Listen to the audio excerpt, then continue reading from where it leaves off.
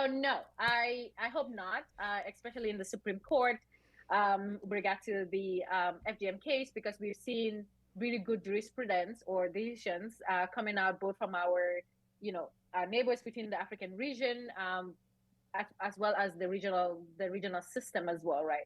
So specifically, as I did mention just briefly, with regard to the Kenya case, where then the High Court said that your right to culture wouldn't take precedence over your other fundamental rights that we are protecting here, right? And we've seen that also coming out of the African Court, which is the highest court within the African region, in the case of Mali back in 2018, as it relates to harmful practices, but specifically on child marriage around exemption, where an exemption was made for girls to be married before the age of 18, and which was different with the marriage age for boys. And specifically, the African court then came out and said, just because this is a cultural practice, right?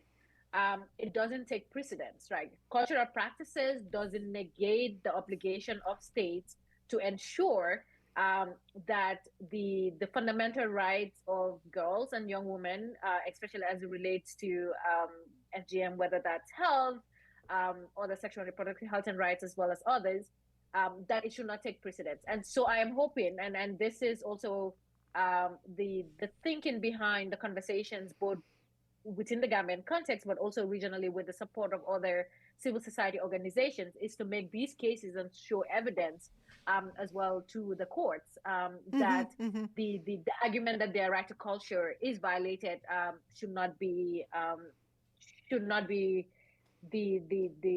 the one that the court takes into account, but rather that the fundamental protection of girls and women, especially young women, within this process is to ensure that their rights, the protection of their rights, takes precedence over anybody else's arguments around culture. Right, right. I mean, in other words, the rights of the community to practice their culture, which exist and have been enshrined in international law, Right. do not supersede the rights of people to their bodily autonomy and security and safety and life in some cases, right? So there's Correct. got to Yes. be a way to Yes. figure this out so that culture is not negated, but does not actually then negate other rights, right? Correct. It's Yeah. the challenge. Yes.